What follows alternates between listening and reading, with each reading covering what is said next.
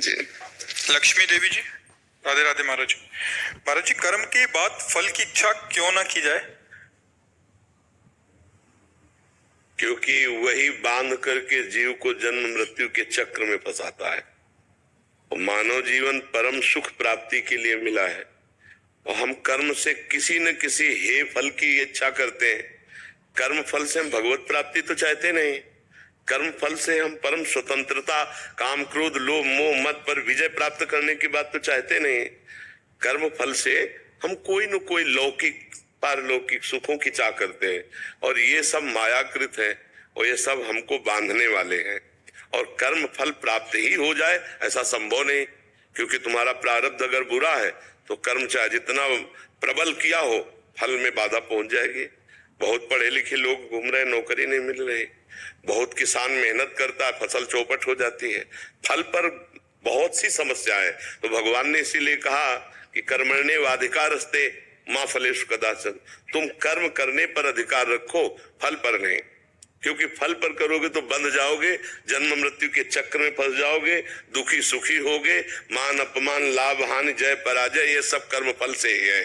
तो हम कर्म फल के आकांक्षा न करते हुए धर्म पूर्वक कर्म करें। अब जब हम केवल सुख आशा रखते हैं तो हमारे पाप कर्म हो जाते हैं। कर्म फल में बहुत दोष है। जैसे हम कर्म फल में आशा रखते हैं कि हमें सुख मिले, अब जल्दी धर्म पूर्वक कमाने में तो सुख नहीं मिलता, तो हिंसा चोरी ये सब करने के लिए तैयार हो जाता। कर्म ही तो है ना। अब हमें अपने घर में सुख नहीं मिला तो हम व्यभिचार शुरू कर देते हैं, ये कर्म ही तो है ना। सुख की आकांक्षा, फल की आकांक्षा से ही तो पाप कर्म बढ़ गया। बहुत दोष है फल की आकांक्षा में, इसलिए भगवान ने मना किया कि फल की आकांक्षा मत रखो। फल में सुख दुखे समय कृत्वा लाभा लाभो जयादेव।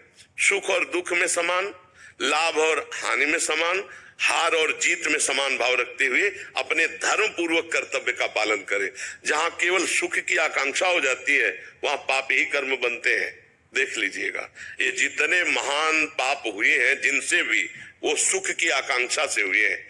सुख की आकांक्षा के कारण ही जेल भरी हुई है। सुख की आकांक्षा के कारण ही हमें नरक जाना पड़ता है। इसलिए हम फल की आकांक्षा नहीं, परम सुख की आकांक्षा, भगवत प्राप्ति की आकांक्षा, जहां किंचन मात्र दुख नहीं है, ऐसे परमानंद की प्राप्ति के लिए हम सारे कर्म भगवान को समर्पित कर दें। सब कर्म करते हुए हम कर्म बंधन से नहीं बंधेंगे यदि भगवान को समर्पित कर दें। पर धर्म पूर्वक कर्म हो, पाप कर्म भगवान को समर्पित नहीं किए जाते। हमारी फल की आकांक्षा बांधती चली जाएगी और जब फल की आकांक्षा दृढ़ हो जाएगी, बहुत दोष है। जैसे एक विद्यार्थी है, उसके फल की आकांक्षा कि मैं उत्तम अंकों से पास हूं और वो फेल हो जाता है। और फल की आकांक्षा इतनी सुदृढ़ परिवार वालों ने कर ली और उस बच्चे ने कर ली कि अब उसको सहा नहीं जा रहा। स्कूल जाता है तो उससे कम पढ़ने वाले विद्यार्थी पास नजर आते हैं, वो उपहास करते हैं। घर आता है तो माता पिता उसको टॉर्चर भरे शब्द बोलते हैं, ए इतना पैसा लगा है ऐसा। अब उसको एक रास्ता दिखाई देता है, अपने शरीर को शांत कर लेना, मिटा देना। देखो कर्म फल ने काम पहुंचा दिया।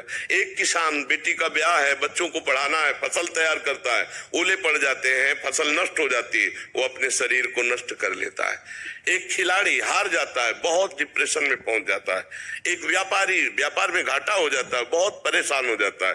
फल में बहुत हानि है। इसलिए भगवान ने कहा कर्मण्येवाधिकारस्ते मां फलेषु कदाचन। किसका प्रश्न था, आप समझ पा रहे? जी। अपूर्वा सक्सेस